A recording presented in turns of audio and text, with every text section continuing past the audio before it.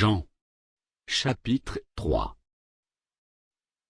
Mais il y eut un homme d'entre les pharisiens, nommé Nicodème, un chef des Juifs, qui vint, lui, auprès de Jésus, de nuit, et lui dit, Rabbi, nous savons que tu es un docteur venu de Dieu, car personne ne peut faire ces miracles que tu fais, si Dieu n'est avec lui. Jésus lui répondit, en vérité, je te le dis, si un homme ne naît de nouveau, il ne peut voir le royaume de Dieu.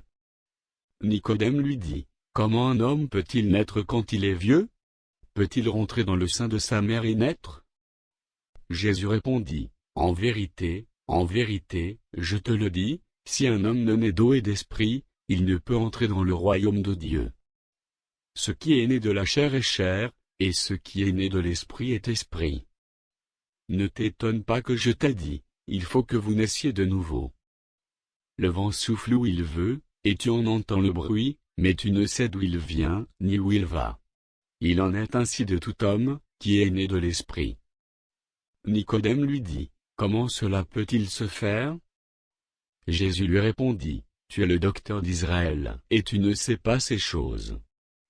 En vérité, je te le dis, nous disons ce que nous savons, et nous rendons témoignage de ce que nous avons vu, et vous ne recevez pas notre témoignage.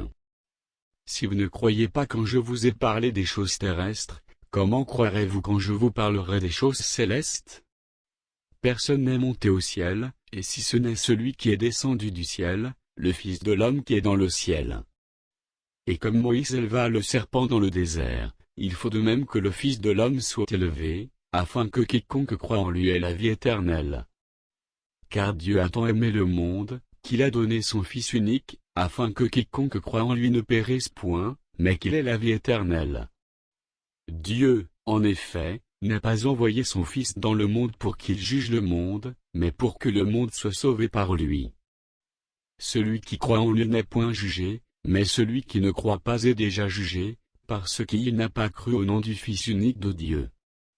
Et ce jugement c'est que, la lumière étant venue dans le monde, les hommes ont préféré les ténèbres à la lumière, parce que leurs œuvres étaient mauvaises. Car quiconque fait le mal est la lumière, et ne vient point à la lumière, de peur que ses œuvres ne soient dévoilées.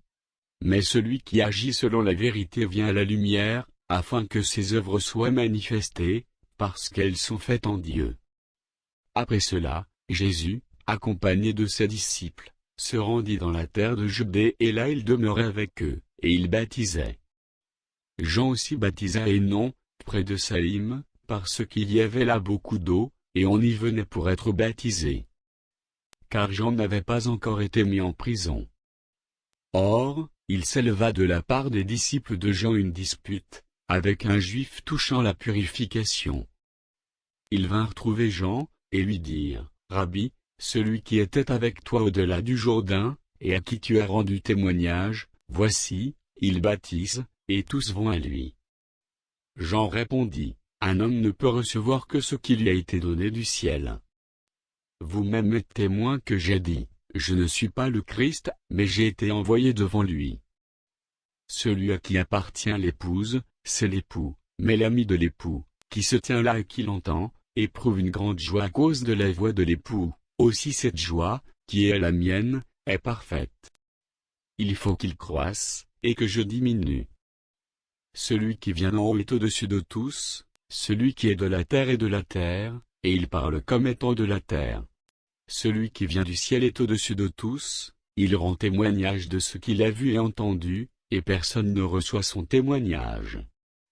Celui qui a reçu son témoignage, a certifié que Dieu est vrai, car celui que Dieu a envoyé dit les paroles de Dieu, parce que Dieu ne lui donne pas l'esprit avec mesure. Le Père aime le Fils, et il a remis toutes choses entre ses mains. Celui qui croit au Fils a la vie éternelle, celui qui ne croit pas au Fils ne verra point la vie, mais la colère de Dieu demeure sur lui.